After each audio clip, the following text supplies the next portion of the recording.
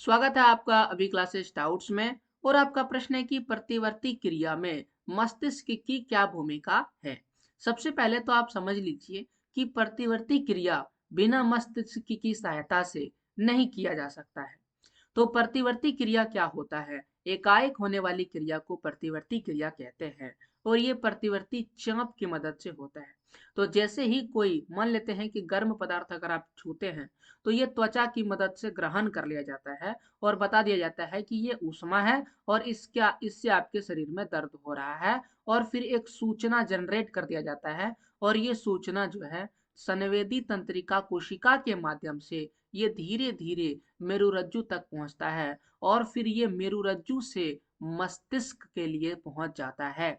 मस्तिष्क के लिए संदेश पहुंचता है और फिर वहां से एक प्रतिक्रिया आता है प्रतिसारण तंत्रिका कोशिका के माध्यम से।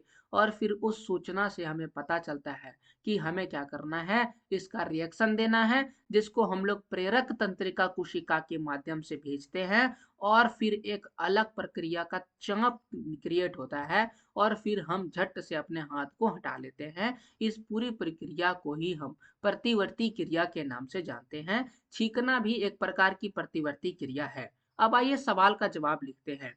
सवाल का जवाब लिखेंगे कि मानव मस्तिष्क का मुख्य समन्वय केंद्र है। मानव सॉरी माफ कीजिए, यहाँ पर मस्तिष्क होगा। मस्तिष्क शरीर का मुख्य समन्वय केंद्र है। यह मेरुरज्जु से प्राप्त की गई सूचनाओं पर सोचने एवं उसका विश्लेषण करने का कार्य करता है। मस्तिष्क में प्रतिवर्ती क्रिया के संदेश भेजे जाते हैं। तो यहाँ पर याद रखिएगा कि मस्तिष्क तक भी सूचना जाता है। कुछ प्रतिवर्ती क्रियाएं सीधे मस्तिष्क द्वारा ही नियंत्रित होती है।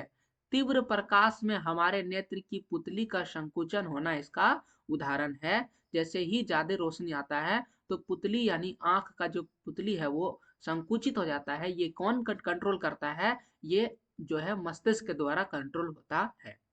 तो ये हो गया आपके सवाल का जवाब, एकदम छोटा सा।